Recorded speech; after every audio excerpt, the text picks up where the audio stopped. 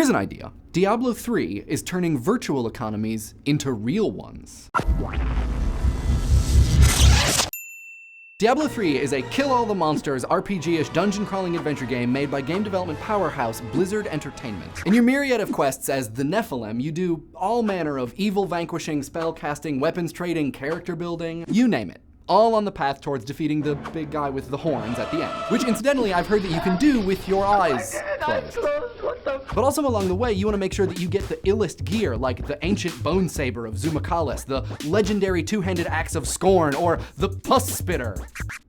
Oh. Because aside from helping you look awesome and helping you squish baddies with the greatest of ease, they're also worth a lot of money. Like, money. Like, money, money, money, money!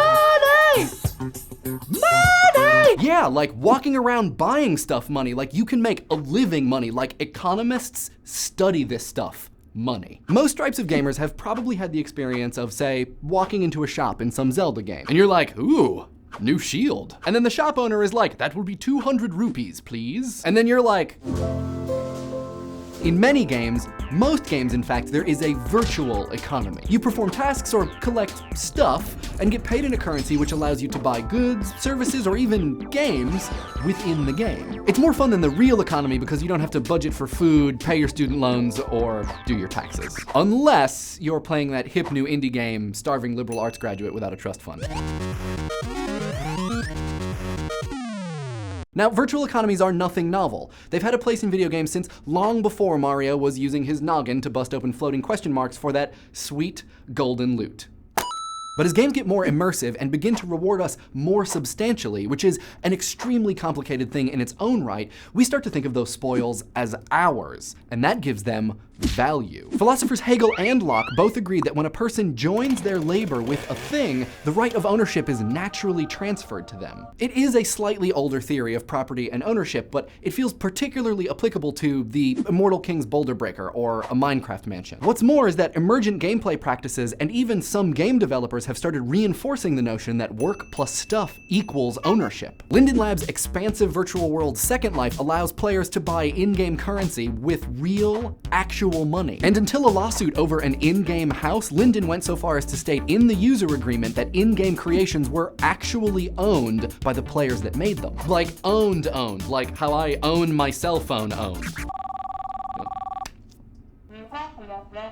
Yes? No, my AOL dial-up is working fine. As a result, at one point, the sale of Second Life goods was a multi-million-dollar industry, with several entrepreneurs making 1 million actual real dollars. A more illicit conversion of fake gold into real smackers happens in World of Warcraft. Small companies labor to gather gold or awesome loot and then sell it at a premium. Gold farming, as it's called, is strictly verboten by Blizzard, but is popular enough that many in-game items actually end up on eBay. And cost comparison services have been created to help non-gold diggers get the best deal. That's right, virtual gold bargain hunting. It is a reality TV show just waiting to happen. Tons of games have amazing virtual economies, like EVE Online with Interstellar credits, Ultima Online, and even, in a weird way, some Zynga games. But it's with Diablo 3 that Blizzard really changed the game. The weird, theoretical dollar virtual trading game within a game. Along with Diablo 3, they've opened an official game item auction house. There, players can trade their character's gold, or real dollars, which, I mean, let's be honest, they're kind of virtual representations themselves, for arrangements of pixels and bits which make up in-game objects. Now, the super double official developer-supported auction house isn't important because it decriminalizes an already rampant practice. It's important because Blizzard has essentially confirmed that in-game objects have real-world value.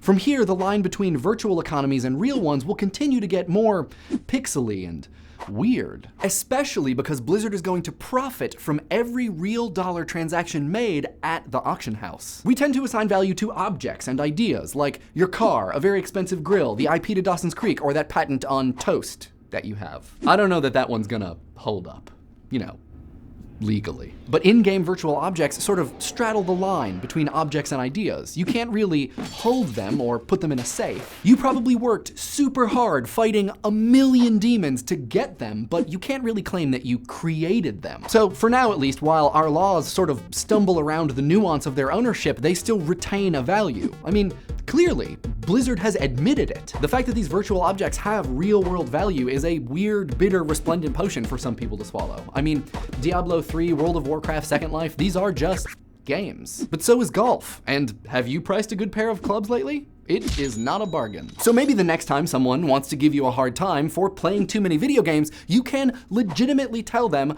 be quiet. Shut your I face. am working on my investment portfolio of magical swords. What do you guys think? Does a player own the objects that they work to acquire in a video game? And should they be able to profit from their sales? Let us know in the comments. And if you really want a challenge, you could try to find the subscribe button with your eyes closed. Nope. More left. More your other left. Yeah, you got it. Raise your hand if you shared our video about Facebook on Facebook.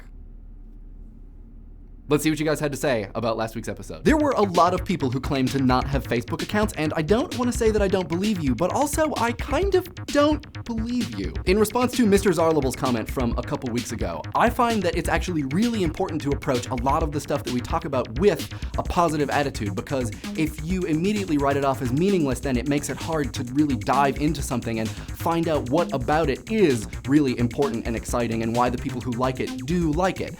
It's kind of like that Louis C.K. sketch where he says that everything is exciting and no one is happy. There's a lot of negativity that is shoveled onto internet culture and all the related stuff. But if you don't accept it and if you don't try to figure out why people love it, then it keeps you from really understanding how and why it is effective and important. As far as the jokes, I don't know. I can't really help you on that one. I think I am very funny. Mr. Natsat describes Facebook a little bleakly, not as a memory storage mechanism, but maybe as a way of dragging your past around with you, which I don't necessarily agree with, but I can see how some people might perceive it that way. So really interesting. Leon K. 1984 describes Facebook as a kind of biographer, which is really interesting and maybe kind of apropos because like a biographer, you might leave some things out and emphasize some other things. Who knows, maybe in a little while there'll be some software where you can just push a button and it'll print out your biography. Azrael Dominov makes a really interesting point about Facebook being a kind of memory bank where you can view your memories in the context of other people's memories, which I'm gonna have to take a couple days and think about that one.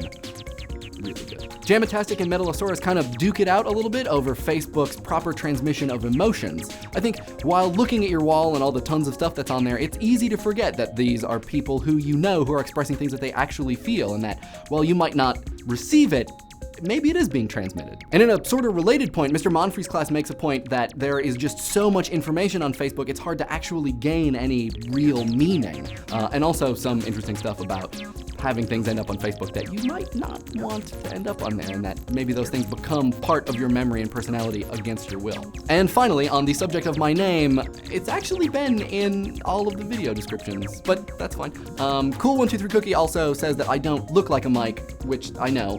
I look like a Jason Lee.